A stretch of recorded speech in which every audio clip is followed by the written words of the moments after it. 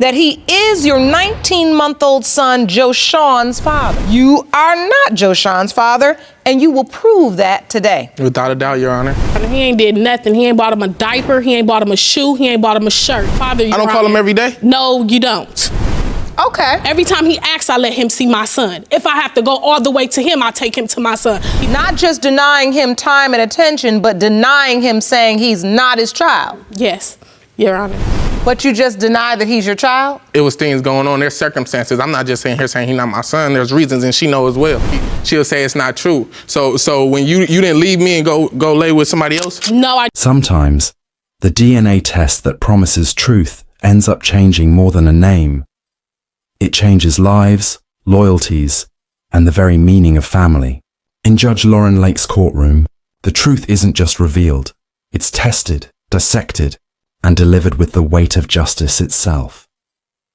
In a world where emotions clash with evidence, where families are built and broken on a single envelope, the concept of justice in jurisprudence comes alive under Judge Lauren Lake's careful gaze. Each case isn't merely about science. It's about identity, belonging, and the painful question, what if the truth you demanded destroys the love you thought was real? When people regret taking a DNA test, it's rarely because of the science. It's because truth changes everything. The moment an envelope opens in paternity court, lives split into before and after. Every sigh, every tear, and every revelation unfolds not on a movie set, but on a stage where evidence becomes destiny. Judge Lauren Lake's courtroom is more than a legal forum.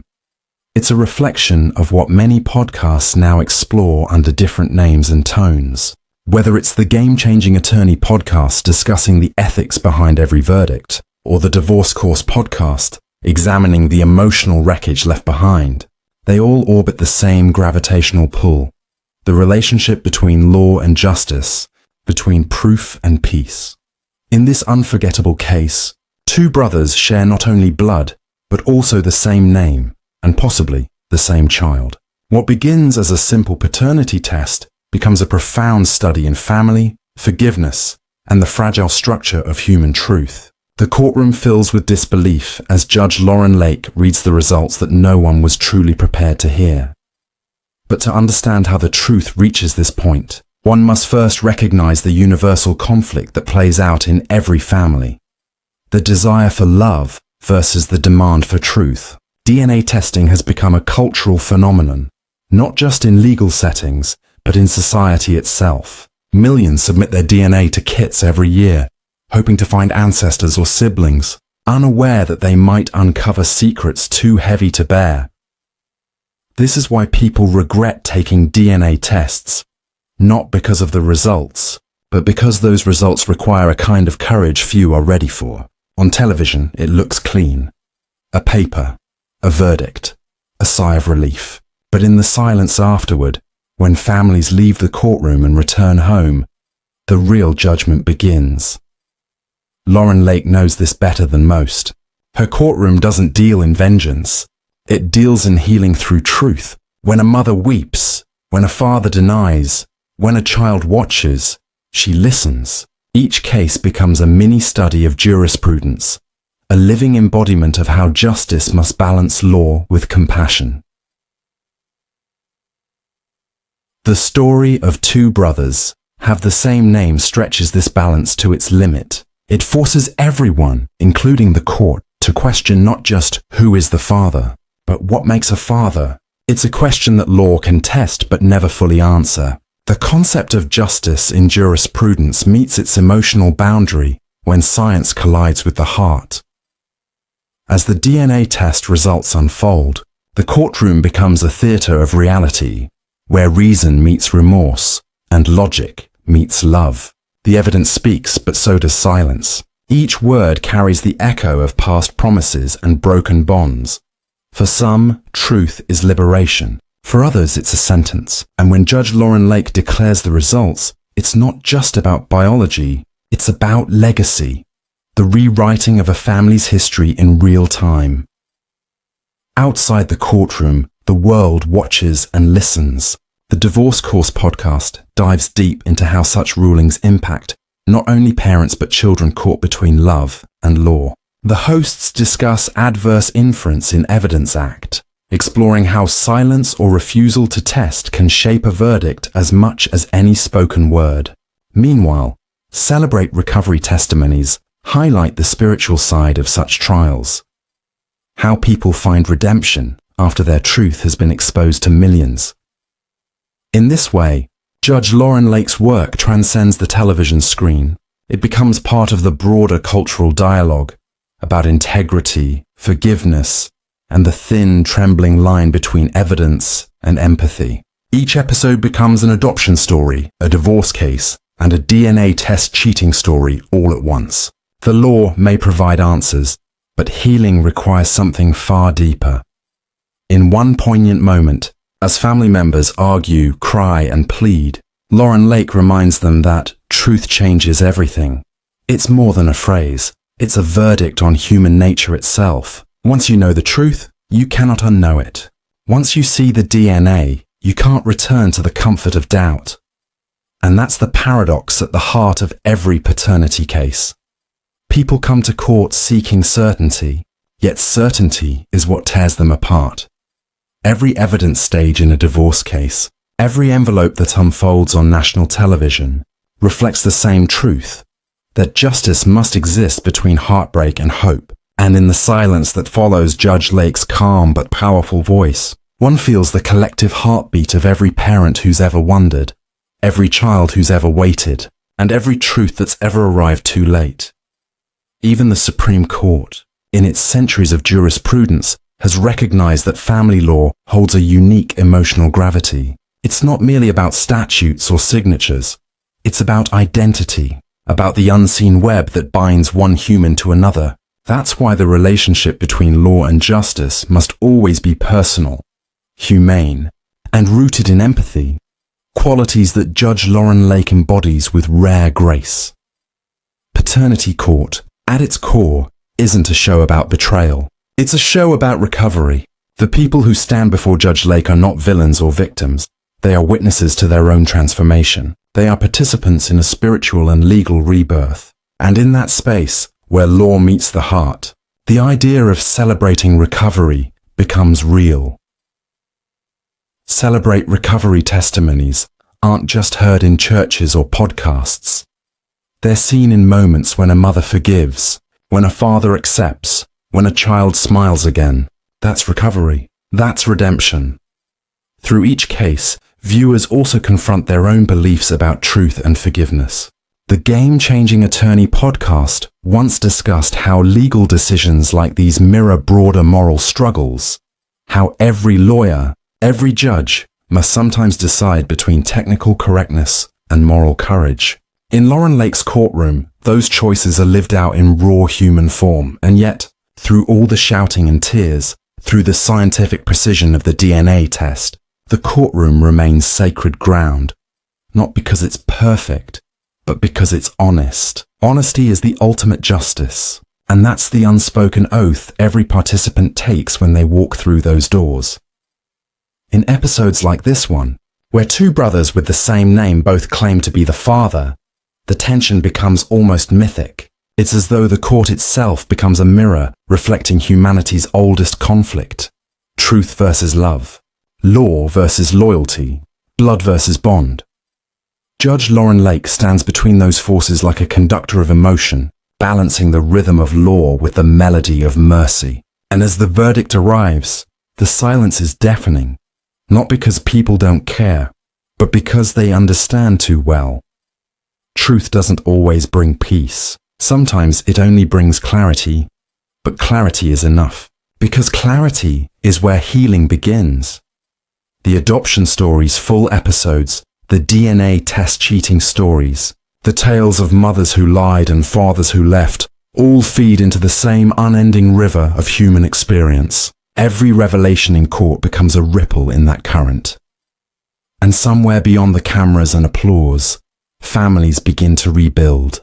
They face child support hearings, forgiveness, and therapy. They rediscover that justice isn't about punishment, it's about restoration. That's what makes this episode unforgettable. It isn't the shock of the results or the courtroom drama. It's the quiet transformation that follows. In the end, Lauren Lake doesn't just deliver justice, she delivers understanding. She reminds everyone that the law is not a weapon. It's a bridge between truth and compassion, between what is proven and what must still be healed, and that, in the truest sense, is what the world forgets about the concept of justice in jurisprudence. That justice, at its highest form, is mercy guided by truth. When the envelope is sealed, everyone breathes hope. When it opens, they breathe truth. And truth, in the courtroom of Judge Lauren Lake, never arrives quietly. It comes like a storm, humbling, honest, and irreversible. The DNA test is supposed to be a scientific certainty, yet what it truly measures is something far deeper: the cost of truth. Across the nation, families tune into paternity court not for entertainment, but for reflection. They see their own conflicts mirrored in strangers, their own questions voiced by trembling witnesses. Because in the search for proof, every family learns the same lesson. The truth will set you free, but it might first break your heart. Judge Lauren Lake often reminds her courtroom that evidence is not vengeance. The relationship between law and justice must be built on fairness, not fury. Each document, each testimony, each piece of DNA becomes part of a moral equation where humanity must balance science. The evidence stage in divorce cases might focus on betrayal or infidelity, but in her courtroom, evidence becomes something sacred, the voice of truth itself. It's why this case, the one with two brothers sharing the same name, both claiming paternity, transcended ordinary drama. It was not merely about proving who the biological father was. It became a living example of the concept of justice in jurisprudence. Justice as a living, breathing human story, not just an abstract principle. When people regret taking a DNA test, it's rarely because they didn't want the truth. It's because truth reshapes everything it touches. It alters relationships, identities, even memories. What once felt solid begins to tremble under the light of evidence. And yet, without that evidence, there can be no real healing. The Adverse Inference in Evidence Act, used in many legal systems, teaches that silence can itself be evidence. To refuse a test to avoid truth is to allow doubt to linger like a shadow. Judge Lake refuses to let that shadow remain. Her courtroom is a space where silence is broken, where answers replace uncertainty. It's not unlike the discussions found on the Divorce Course podcast, where attorneys and relationship experts analyze what happens when couples confront evidence that changes everything. They discuss how truth changes everything is not just a slogan. It's an emotional law of human connection. When someone admits to cheating, or when a DNA result confirms a suspicion, it doesn't end the relationship, it redefines it. In this particular case, the families involved stood not only before Judge Lake, but before the mirror of their own past choices. One man had raised a child he believed was his. Another had lived believing he might be the father, but was never told. Their shared name symbolized their shared confusion. Two men, two lives, and one child who deserved clarity. When the results were read, they did more than reveal paternity. They reopened questions about fatherhood, legacy, and love. Because to know who your father is to know where your story begins. That's why DNA test cheating stories resonate so deeply. They're not about scandal. They're about identity. They challenge the comforting illusion that love alone defines a family. Science doesn't care about promises. DNA doesn't remember apologies. It only tells what is. And yet, under Judge Lauren Lake's wisdom, even cold evidence is warmed by compassion. She reminds both parties that love still matters, that truth is not meant to destroy, but to rebuild. In this courtroom, the relationship between law and justice isn't theoretical. It's alive. It breathes in every word, every tear, every moment of silence between questions. Judge Lake brings not only legal knowledge, but spiritual grounding. It's why so many see her courtroom as a place of emotional recovery.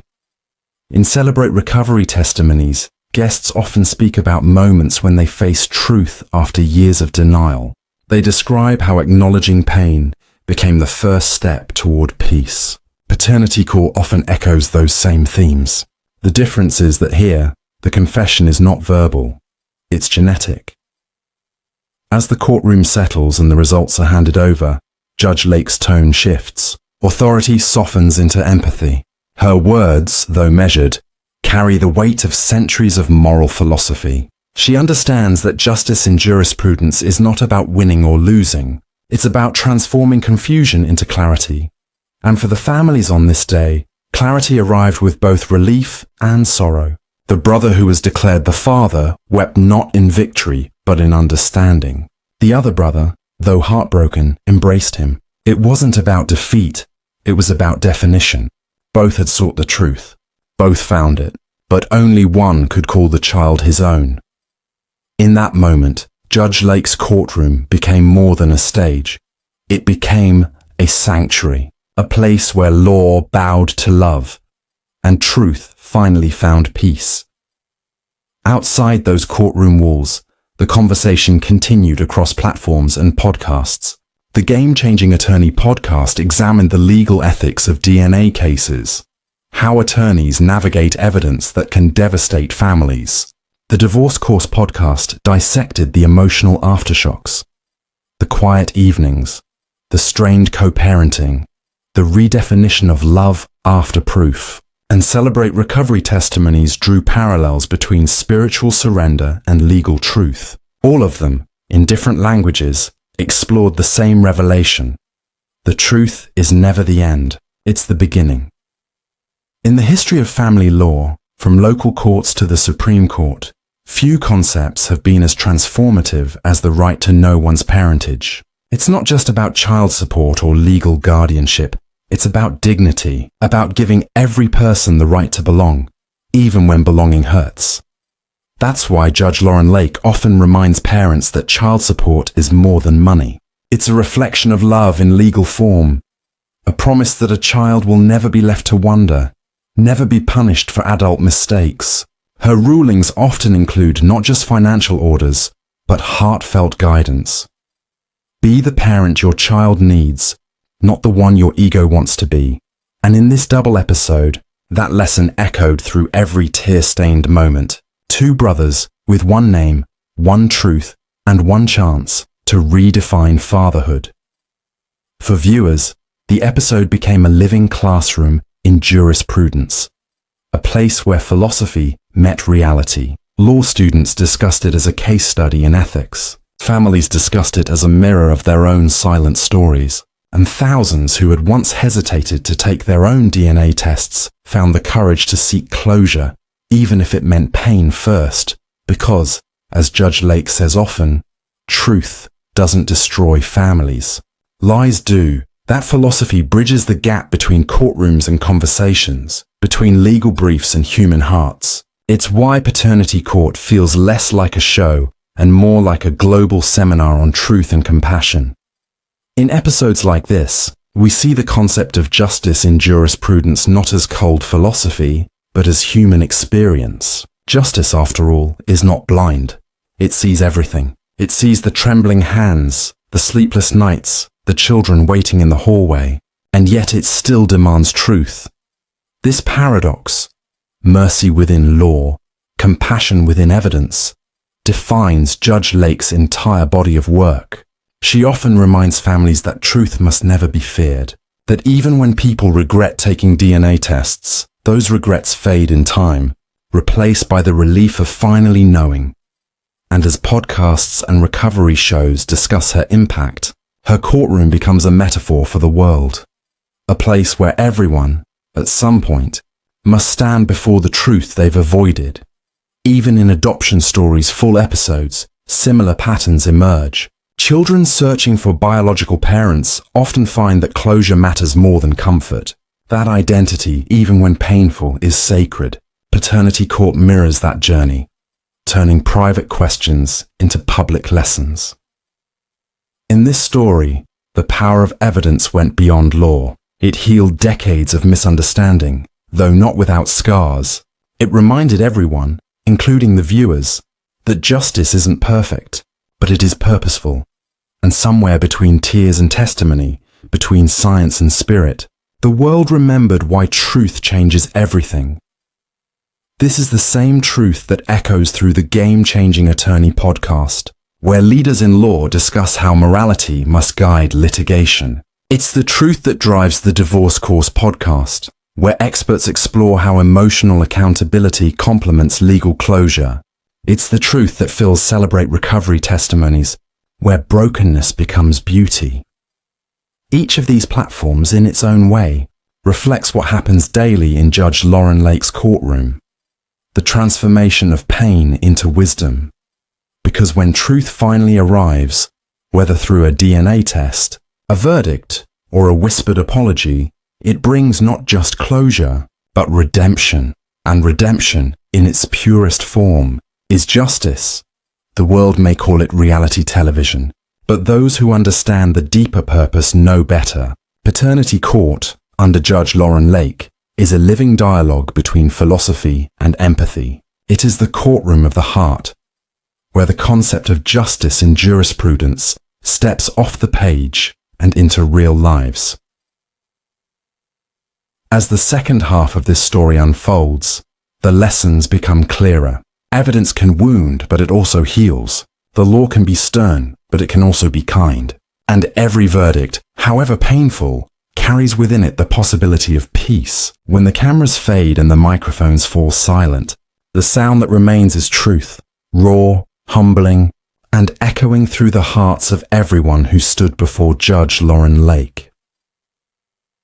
The courtroom may close, but the consequences do not. Truth has no off switch. Once revealed, it begins to ripple through families, friendships, and futures. That's why Judge Lake so often reminds us that truth is not a moment, it's a movement. A single DNA test might end a question, but it begins a transformation that lasts a lifetime.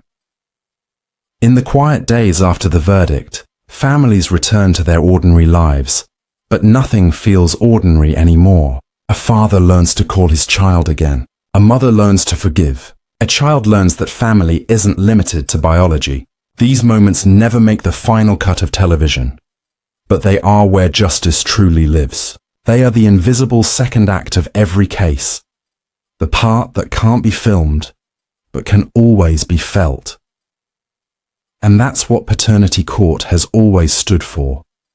The invisible side of justice. Not just the reading of results, but the rebuilding that follows. The relationship between law and justice here becomes something deeply personal. Justice, as Judge Lake practices it, isn't about punishment. It's about participation, about giving everyone a chance to be seen, heard, and healed.